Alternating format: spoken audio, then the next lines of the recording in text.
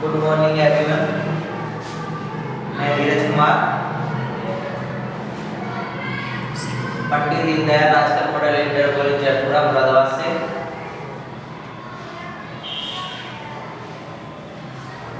हमने पहले figure trade शुरू किया था, उसमें हमने जो पिछले टॉपिक में पढ़ा था वो सेकंड और उपसारणिक पढ़े थे, ठीक है। उससे रिलेटेड कुछ क्वेश्चन भी दे रहे थे, तो उससे रिलेटेड आज का लेक्चर वहां से शुरू करते हैं। उसी से रिलेटेड हम ये क्वेश्चन देखने वाले हैं, सारणिक के अवयवों के उपसारणिक और सेकंड ज्ञात कीजिए और सिद्ध कीजिए कि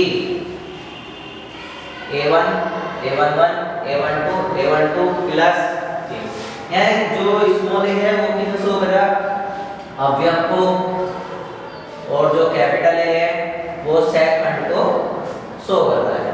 तो इसे देखने वाले हैं, ठीक है। तो चलते हैं आगे, देखते हैं हमारे पास जो सारणिक है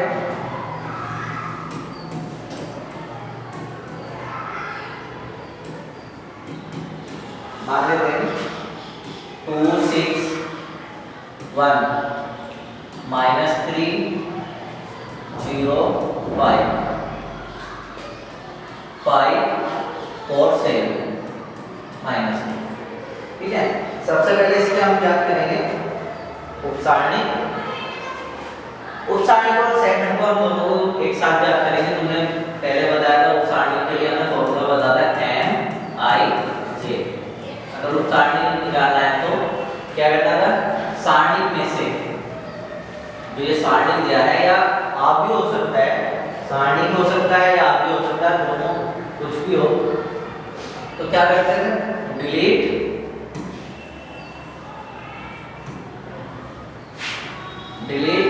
I and J, sorry,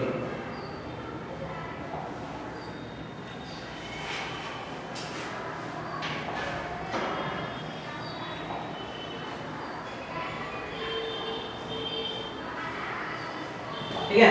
तो क्या करते थे, सारणिक में जो मैट्रिक्स होता था, मैट्रिक्स में से ith रो और jth कॉलम को डिलीट करने के बाद जो आव्यूह बचता था उसका हम डिटरमिनेंट निकालते थे, वही क्या होता था, उपसारणिक। या इसी प्रकार से सारणिक में से ith रो और jth कॉलम को डिलीट कर जो बचेगा सारणिक, उसका क्या निकाल देंगे, सारणिक निकाल देंगे, ठीक है। तो क्या करते हैं, सारणिक में से I रो A1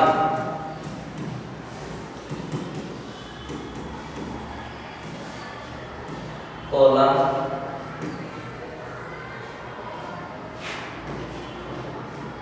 डिलीट करने के बाद प्राप्त सारणी, ठीक है। तो ये क्या हो जाएगा, ये किसका उपसारणिक होगा, AIJ का सारणिक, उपसारणिक, ठीक। उसी प्रकार से अगर इसका माइनर निकाल, क्या निकालना हमें, सेट कोफैक्टर, ये माइनर है, कोफैक्टर निकालोगे AIJ, तो वो कितना होगा, -1 की पावर I + J * MI, ठीक है। इसके अकॉर्डिंग हम क्या करने वाले हैं, उपसारणिक और सेगमेंट ज्ञात करेंगे। तो देख लेते हैं सबसे पहले M11 का मतलब फर्स्ट रो और फर्स्ट कॉलम को डिलीट करने के बाद जो सारणिक बचा, तो क्या बचा, 0 4 5 -7। तो इसकी इधर मल्टीप्लाई करते हैं तो इसकी इस टाइप से, तो 7 की 0 से करेंगे तो कितना आएगा, 0 -5 की 4 से करेंगे 20, तो कितना है, -20, ठीक। अब इसके साथ ही साथ तुम यहाँ A11 निकालो, तो A11 की पावर 1 + 1 * M11, तो कितना होता है, 1 की पावर 2 हो जाती है, और 1 की पावर 2 माइनस 1 की पावर 2 तो प्लस 2, तो कितना बचता है m11 और वो कितना है -20। ठीक है,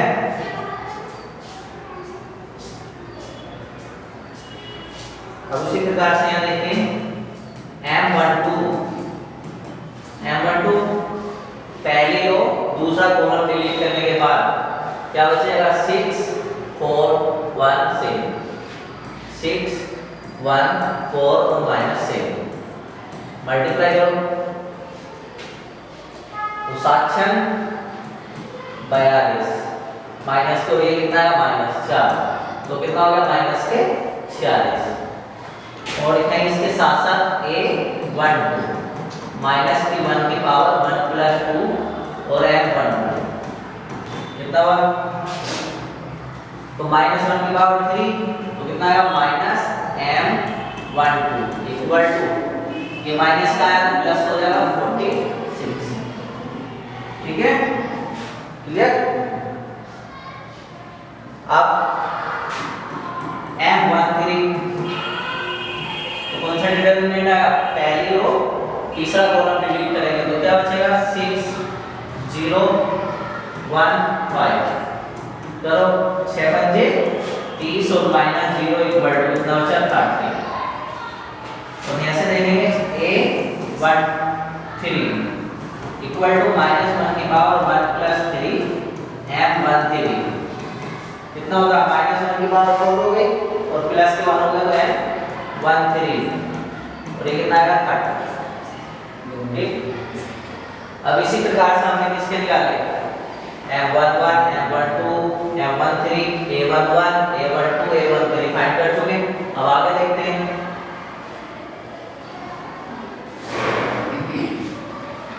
अब हमें निकालना है M21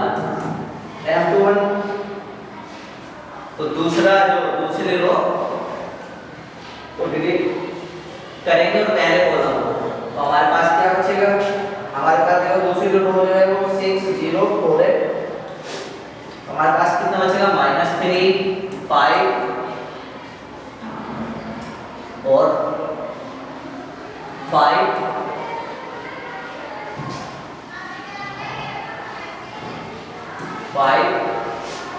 और कितना -7 सॉल्व करो इसमें तो कितना आएगा 7 के 21 और माइनस के 5 5 25 कितना बचा यहाँ से 21 में से 25 कटा तो माइनस के 4 यहाँ से तुम ज्ञात कर सकते हैं M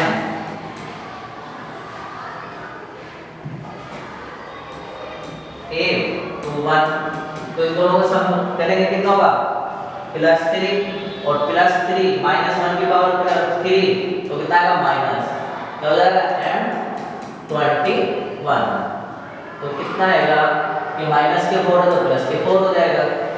अब सीधा सीधा ध्यान रखो जब भी इन दोनों का सम अगर इवन है ये जो है इन दोनों का सम इवन है तो प्लस के यही आ जाएगा इसका मान। अगर इन दोनों का सम ओड है तो माइनस इसका चेंज करके क्या लिखेंगे ये लिखेंगे। ठीक है, अब उसी प्रकार से M22 निकाल दो तो M22 जो बचेगा तुम्हारे पास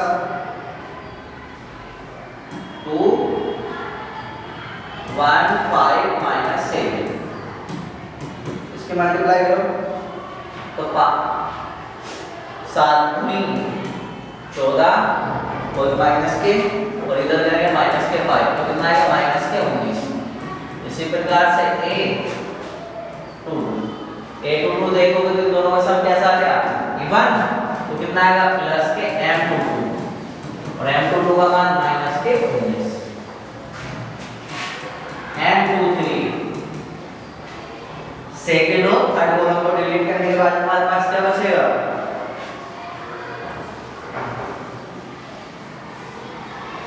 2 -3 1 5 सोल्व करो 5 दूनी 10 और माइनस +3 कितना आएगा 30 तो क्या A23 इन दोनों का सम देखो कितना आ रहा है प्लस के 5 कैसा है और, तो क्या आएगा माइनस के m3, तो इसका मान कितना है प्लस के 3 तो माइनस के 30।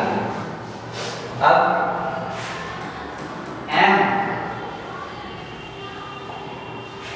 m31 तो थर्ड रो और फर्स्ट कॉलम को डिलीट करने के बाद जो भी हमारे पास बचेगा तो माइनस के 3 0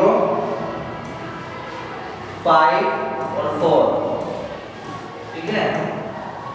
ये कहां से आ रहे हैं, यहां से देख सकते हैं इस वाले डिटरमिनेंट से,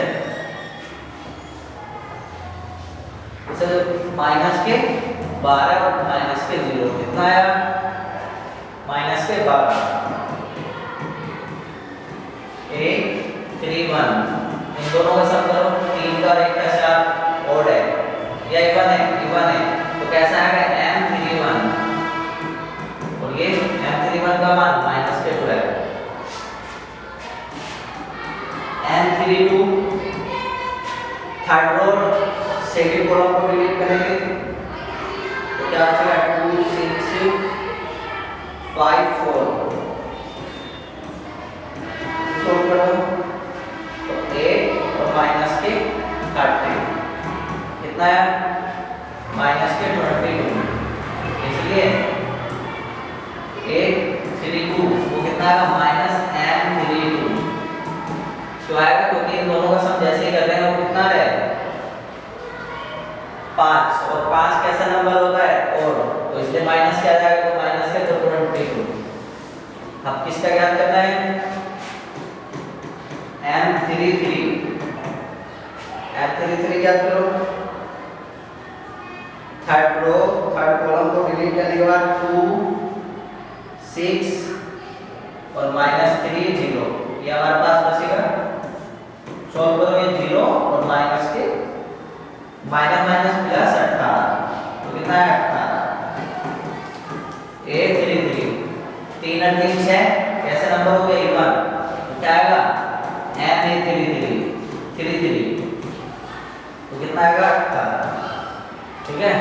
अब हमारे पास सारे मान आ चुके हैं, अब हमने इसके कोफैक्टर भी ज्ञात कर दिए, कोफैक्टर भी माइनर भी ज्ञात कर दिए, फिर दिए एलिमेंट को कोफैक्टर भी ज्ञात कर दिए। अब हमारी बात आ रही है प्रूफ करने वाली, क्या प्रूफ करना है हमें, ये इसको प्रूफ करने वाली बात आती है कि इसको प्रूफ करो ये क्या है, तो देखो उसी एलिमेंट के साथ उसी कोफैक्टर की क्या हो रही है मल्टीप्लाई और प्लस हो रही है, ठीक है। तो ये हमें याद करना पड़ेगा, अब यहाँ से सारणी से देखना पड़ेगा a11 a12 a13, जो a11 a12 a13 ये क्या है रो 1 के अवयव, ये सभी के सभी क्या है रो 1 के अवयव, तो r1 के अवयव है और r1 के अवयवों के साथ ही इनके जो कोफैक्टर हैं, कोफैक्टर मतलब सेट खंड है a11 a12 a13 उनकी मल्टीप्लाई हो, ठीक है। देखते हैं तो यहाँ से अगर तुम देखने से क्या है r1 जैसे a1 की वैल्यू कितनी होगी 2, a12 की -3 और a33 की 5, ठीक है। और a11 हमने ज्ञात करेंगे ये a11 की वैल्यू क्या है माइनस के 20, a12 की वैल्यू 46, a13 की वैल्यू 30, कितनी आई है 30, ठीक है, ये 30 है।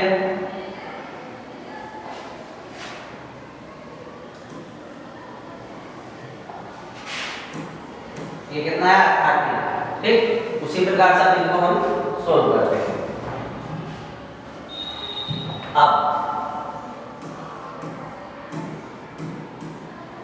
क्या करना है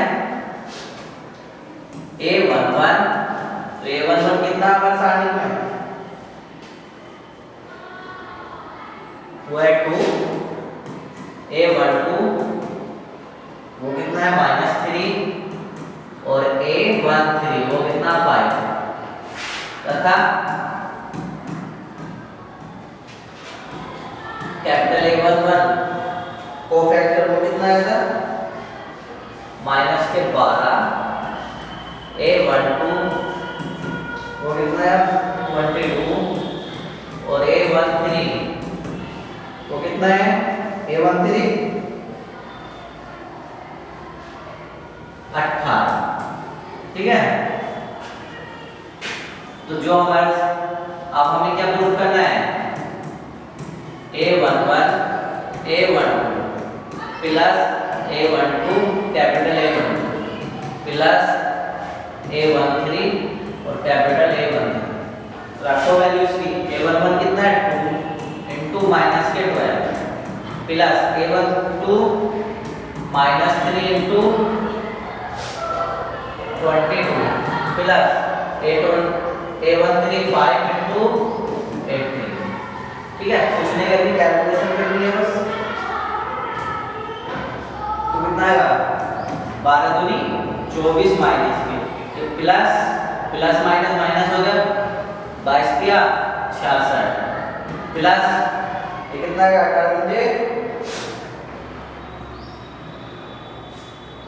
18 पंजे 90। ठीक है, तो ये माइनस माइनस वाले जुड़ जाएंगे दोनों, कितना हो गए 24 6 4 10 6 2 8 और 9 प्लस के 9 कितना है 0। ये तुम्हारी आ गई RHS। ठीक है, इट इज एकदम prove that hence prove that लो जी हो गया। तो क्लियर। और यहाँ से एक बात समझ लेते हैं, जब भी किसी एलिमेंट के साथ उसी के जैसे पहली रो के सारे एलिमेंट के साथ उन्हीं के जो वो फैक्टर उनसे मल्टीप्लाई करके ऐड करेंगे तो इसका सम ऑलवेज 0 आएगा। ये ऑप्शन में भी आया हुआ है, इसमें ऑप्शन देगा देगा 4, वो कहेगा कौन सा बताइए कौन सा विकल्प सही है। इस टाइप का ऑप्शन दे देगा तुम्हें कि A11 A12 plus A12 12 sorry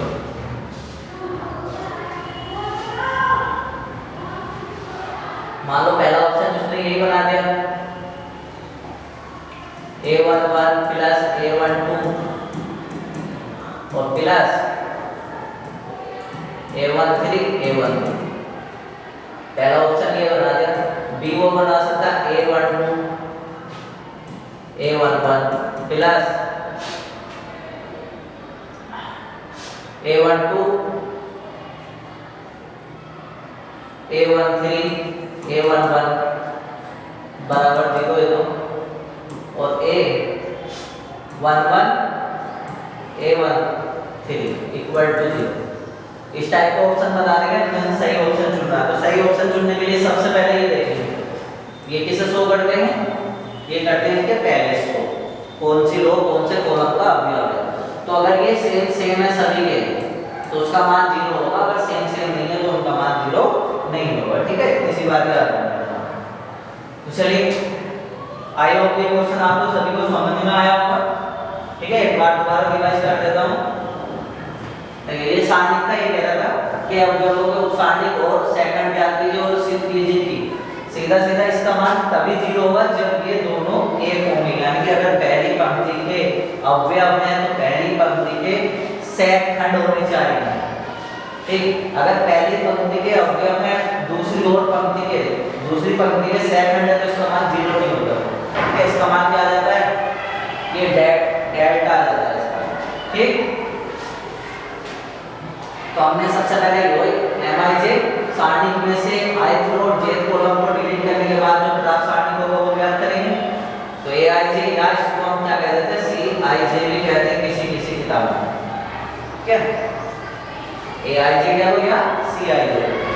तो हमने माइनर ज्ञात करते चले गए सभी को, उसी के साथ साथ हम क्या करेंगे ज्ञात करते चले गए कोफैक्टर या सेकंड।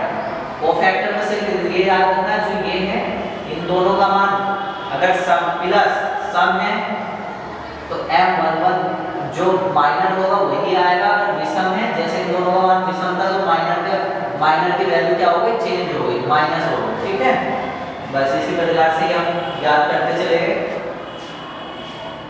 और ये हमने अपना प्रूफ कर दिया। क्लियर। अब हम पढ़ने वाले एडजॉइंट।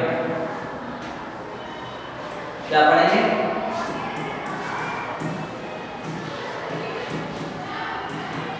एडजॉइंट ऑफ मैट्रिक्स,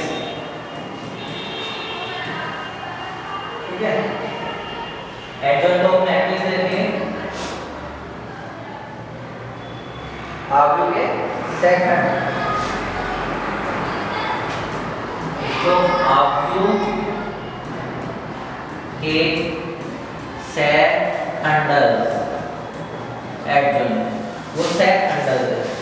अब एडजॉइंट क्या है, देखो एडजॉइंट सबसे पहले एडजॉइंट किसी भी आव्यूह, मान लो कोई आव्यूह हमारे पास ए आव्यूह है a11 a12 a13 a21 a22 a23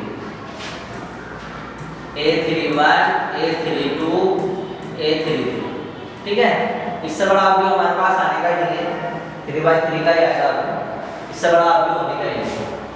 तो इसके सबसे पहले हम क्या ज्ञात करेंगे, सेकंड, सेकंड याद करेंगे। सेकंड को क्या कहते हैं, कोफैक्टर, कोफैक्टर याद करेंगे। इसके कोफैक्टर मान लो हमने सारे के सभी a11 याद करा, सारे कोफैक्टर याद कर दिए जितने भी, ठीक। अब इन कोफैक्टर से एक मैट्रिक्स बनाएंगे, सारे कोफैक्टर याद करने के बाद क्या करेंगे, एक मैट्रिक्स बनाएंगे, ठीक है। कोफैक्टर याद करेंगे, कोफैक्टर याद करने के बाद एक मैट्रिक्स बनाएंगे। मान लो कोफैक्टर मैट्रिक्स हमने बना लिया,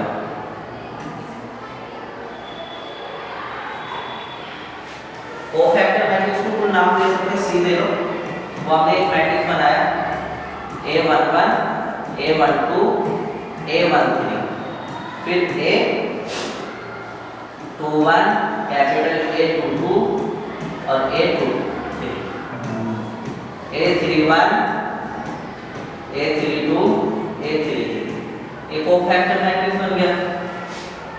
कोफैक्टर जो ज्ञात करेंगे उनसे हमने क्या कर लिया, एक मैट्रिक्स बना लिया। अब इस मैट्रिक्स का अगर ट्रांसपोज कर दो, क्या करते हैं, इस मैट्रिक्स का हम ट्रांसपोज करें तो जो हमें प्राप्त होगा उसको हम क्या कहेंगे, उसको हम सेकंड कहेंगे, ठीक है। इसका परिवर्तन तो एडजॉइंट ऑफ ए, इस टाइप से डिनोट करेंगे तो एडजॉइंट ऑफ ए क्या होगा, सी का परिवर्तन या ट्रांसपोज, ठीक है, सी का ट्रांसपोज। या इसे ऐसे देख सकते हैं, अगर मैट्रिक्स ए का, अगर मैट्रिक्स ए का हमें क्या निकालना है, एडजॉइंट, तो जो पहली रो का, जो पहली रो के सेकंड होंगे उन्हें पहला कॉलम बना दो, दूसरी रो के जो सेकंड होंगे उन्हें दूसरा कॉलम बना दो, तीसरी रो के जो सेकंड होंगे उन्हें तीसरा कॉलम बना दो, तो एडजॉइंट मिल जाएगा। या सीधा सीधा याद करो, पहली रो के इनसे एक मैट्रिक्स बनाया, कोफैक्टर मैट्रिक्स, ठीक है, और कोफैक्टर मैट्रिक्स से हमने का क्या कहते हैं, ट्रांसपोज, परिवर्तन निकाल दिया। अगर उसका ट्रांसपोज करके जो हमें प्राप्त होगा उसको क्या कहते हैं, एडजॉइंट ऑफ ए, ठीक है। अगर मान लो किसी वजह से 2/2 का हमारे पास a11 a12 a21 a2, ये कोई मैट्रिक्स है, कैसे, 2/2। अगर इसका एडजॉइंट निकालना हो तो इसका एडजॉइंट निकालना तो बहुत इजी, कैसे निकालेंगे देखो,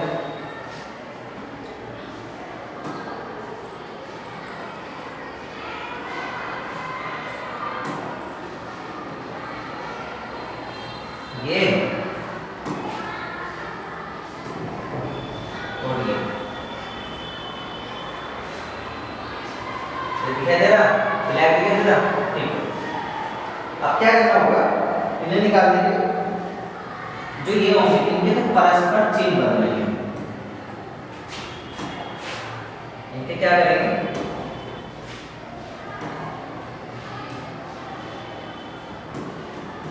चिन्ह बदलेंगे, इनके चिन्ह बदल दो, इन्हें परस्पर बदले, इन्हें आपस में बदल दो, आपस में बदले, ठीक है। इन्हें आपस में बदल दो और इनके चिन्ह बदल दो, मतलब इसका अगर एडजॉइंट निकालना, एडजॉइंट ऑफ ए, तो वो देखो क्या होगा, सीधा सीधा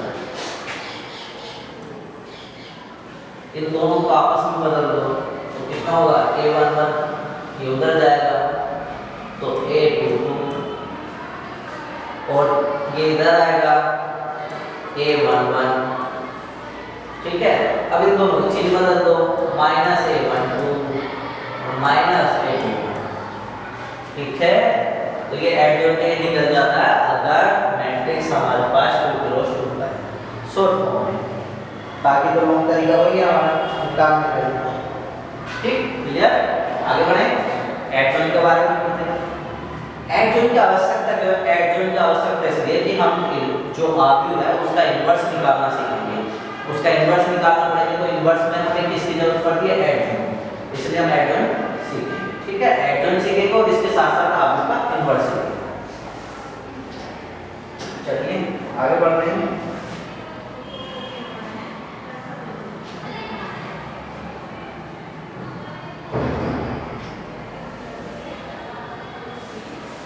इसमें से एक छोटा सा याद करते हैं आपको,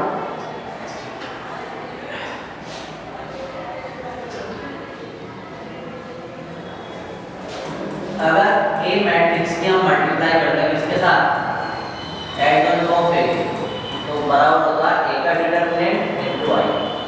ठीक है, या एडजॉइंट ऑफ A की मल्टीप्लाई करें A के साथ तब भी क्या आएगा? डिटरमिनेंट I के साथ। ठीक है, ये याद रख लेना एक छोटी सी। अगर किसी भी मल्टीप्लाई करते हैं इसको हम सत्यापित भी करेंगे आगे और ये ऑप्शन में पूछ लेगा, इस टाइप का इसमें दिखाई दे जाएगा कि वही जो हमने प्रूव करा था कि बताइए कौन सा सही है, तो सही ऑप्शन के। ठीक, और अगर यहाँ से तुम देखोगे अगर किसी वजह से इसका A into adjoint of A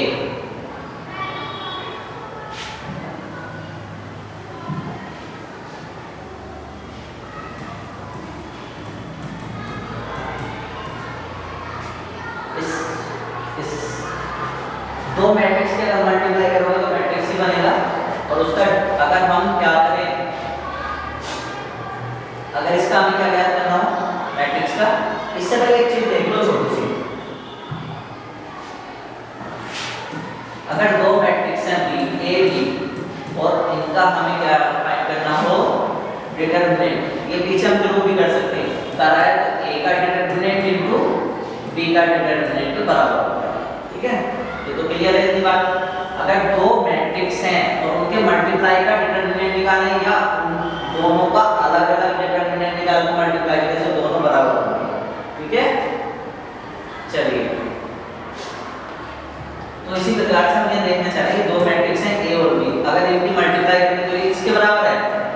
matrix A का डिटरमिनेंट इनटू I तो इसका भी डिटरमिनेंट हो जाएगा। अगर इसका डिटरमिनेंट होगा तो ये किसके बराबर होगा? अभी देखो हमने तो A का डिटरमिनेंट अलग इनटू एडजॉइंट ऑफ A का डिटरमिनेंट ये अलग होगा। अब एक चीज और होती है, अगर डिटरमिनेंट से कंप्लीट मान निकालना, मान लो A क्या है?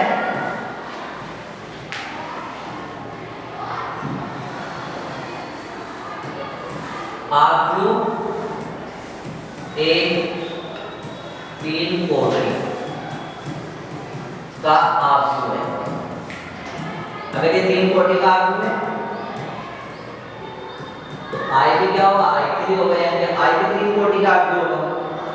और आर्ग्यू की तो सबसे बड़ी खासियत ये है, अगर A की मल्टीप्लाई I के साथ करोगे तो A का डिटरमिनेंट और I क्या बनता? 1 0 0 0 1 0 0 0 1। इसकी मल्टीप्लाई करते हैं तो कितना आता है? A का डिटरमिनेंट 0 0 0 डिटरमिनेंट 0 0 0 डिटरमिनेंट ये आता है। यानी कि अगर इसकी इससे मल्टीप्लाई होगी तो सभी जितने भी एलिमेंट है सभी से मल्टीप्लाई होगी। ठीक, अगर ये मैट्रिक्स है, मैट्रिक्स में ठीक है, अगर मैट्रिक्स से मल्टीप्लाई करते हैं तो क्या होगी? सभी से मल्टीप्लाई होगी। लेकिन डिटरमिनेंट में ऐसा नहीं है। अगर कोई डिटरमिनेंट है मान लो 2 3 4 6 और से